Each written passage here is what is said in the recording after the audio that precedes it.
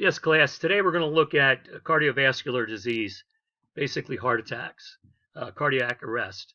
And we think about what are some of the leading causes of this and how do we control it? How do we identify it? So through this lesson, hopefully you'll come up with some good information. And then at the end, we will do an introduction to CPR and the AED.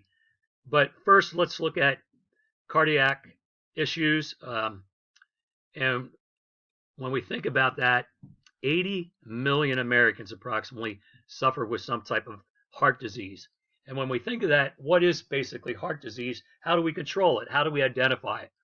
Well, we do know that arteriosclerosis, hardening of the arteries, when they get solidified, not flexible, make the blood flow very difficult. And what can cause that also would be cholesterol. Some of us have a genetic background that we have high cholesterol possibly. And if the doctor, if you go and get your physical, identifies that, and we can control that through medication and hopefully through some types of diet and exercise. So it could be a factor also that if it is at the point where you may need some type of surgery to correct the issue. Let's first look at some signals of heart attacks. I'm going to give you some background, and we're going to go and look at our mission.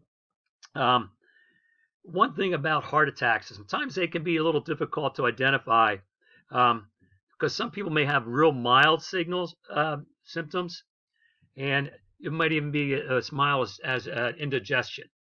But first of all, let's think about what's the number one symptom that you may feel.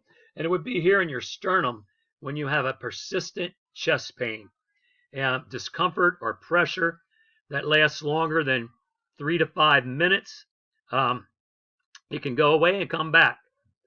This is the most common type of signal, but I don't want to get you confused with, like muscle spasm or indigestion, a brief pain that gets worse when the person starts breathing or bends over. That for that short period of time is most likely not a heart issue. It wouldn't signify heart pain. So let's look again. Discomfort in the areas in the upper body, in addition to the chest, would be felt in the shoulder area, could be in your arm, okay, the neck, the jaw, could be the stomach, or even your back. Trouble breathing. Person may breathe faster than normal, may have noisy breathing because the wheezing starting. At times, the person's skin may become pale or ash color, particularly around the face. The skin may become damp and with sweat. For women, a little bit different, but for women, I want them to think about this: shortness of breath, nauseousness and vomiting, back or jaw pain, and unexplained fatigue or malaise, just really don't have any energy.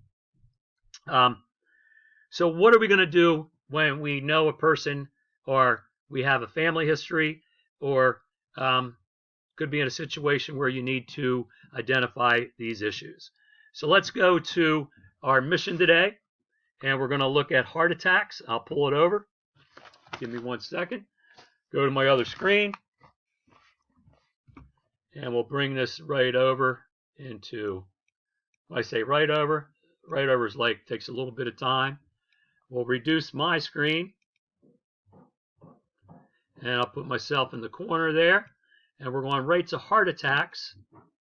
A cardiac emergency can occur when an injury or illness causes a person's heart to stop functioning normally or stop beating altogether.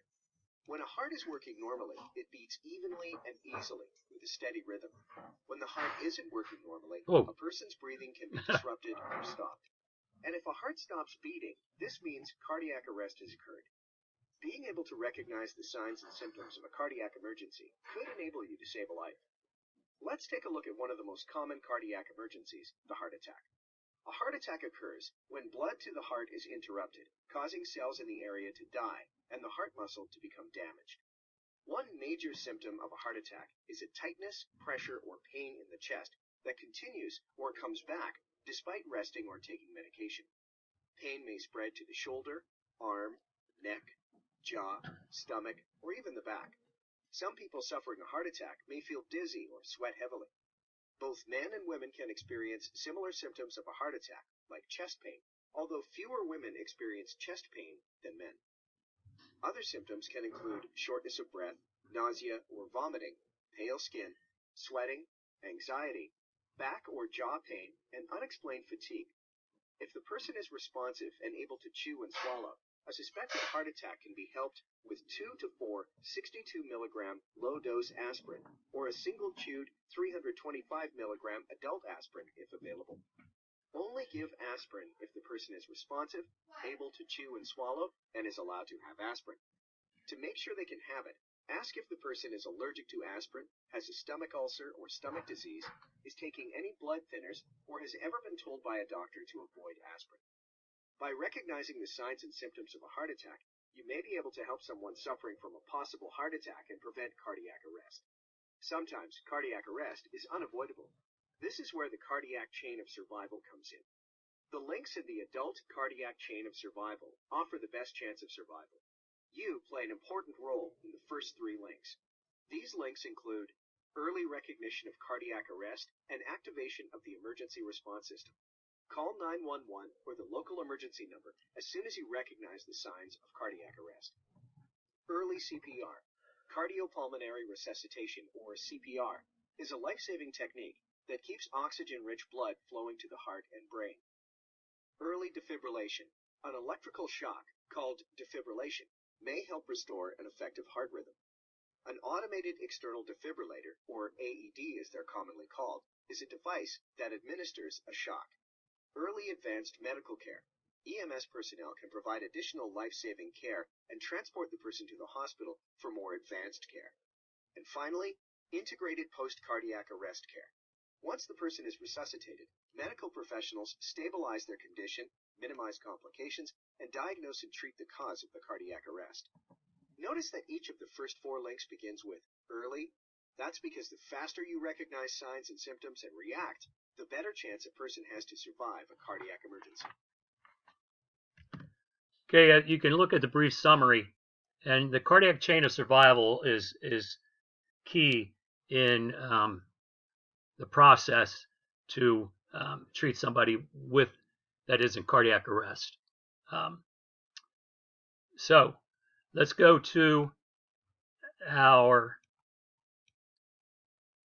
next phase, and it will be a mission of our heart attacks, and we'll start the mission.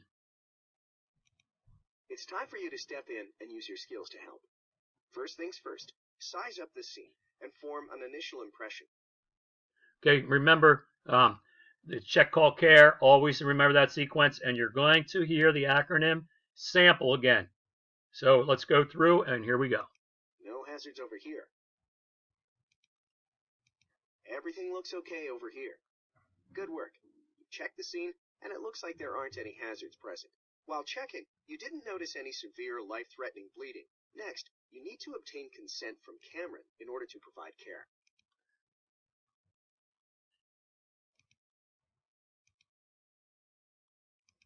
To obtain consent, explain who you are, your level of training, what you see and what you plan to do, and ask if you can help. If a person verbally or visually agrees to care, this is known as expressed consent. If a person is unconscious or unable to respond, this is implied consent. If you're providing care to a child or infant, you can obtain consent from a parent or guardian if one is present. If no parent or guardian is available, then consent is implied. So, how should you obtain consent from Cameron? Okay, so you have 3 choices. We're going to explain who you are, your level of training, what you see, what you plan to do, and ask Cameron if you can help. Yes, please.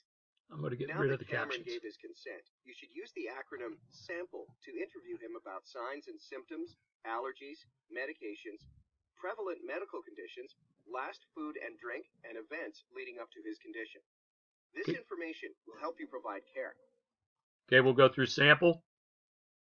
Interviewing. What should you ask Cameron first? Okay, so we think of the S, okay, of sample. My chest hurts, and I'm having difficulty breathing. Okay, so we look at the A. No. Okay, we look at the M. Ask if he takes any medication. No. Okay, we have the P. Pertinent medical conditions. No. L will be the last food or drink. Ask what he had. Had grilled sausage and a fried egg this morning. Shouldn't have gone against doctor's orders, I guess. Yeah, not a real good thing with the cholesterol issue or had any underlying issues.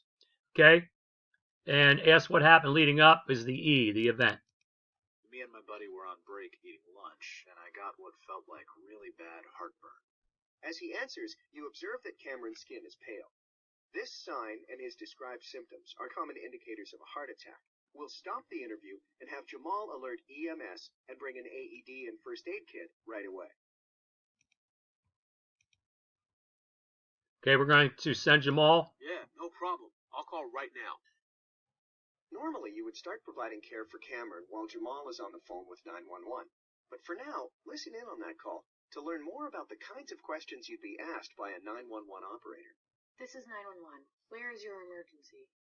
232 Wilson Avenue. I'm at the construction site right across the street from Greens Galore Supermarket. What is the phone number you are calling from? It's the landline here. 555-555-1234. What is the problem? Tell me exactly what happened. My coworker is complaining of chest pains. I think he may be having a heart attack. How old is he? He's 56. Is he responsive or unresponsive now? He's responsive. Is he having any difficulty breathing? Yeah, it seems like he's having a hard time breathing. I'm sending paramedics to help you now. Good work. Jamal is going to get an AED and first aid kit. In a cardiac emergency, you should make sure the person is comfortable. Cameron is seated comfortably on the wall, so have him stay there. You don't want him to strain to move anywhere. It's also a good idea to loosen any tight or uncomfortable clothing in order to make the person feel as comfortable as possible. If the person is allowed to have aspirin, you can give them some when it's available. Okay, we already did interview him. We'll go over here. If he can take aspirin. Good job. It's time to monitor Cameron. Say we go back after the aspirin and we monitor Cameron. Nice job.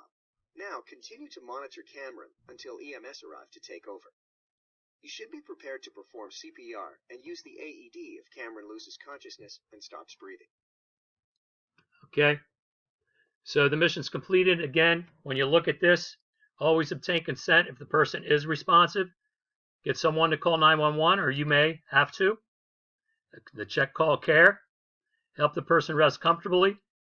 And if need be, give 2 to 4 62 milligram low dose aspirin or 41 or 60, anything at that level or below. You can see adult aspirin there. It's also a single chewed one. And that's about it for today with that aspect. Again, there'll be a quiz with 5 to 10 questions in reference to heart attack.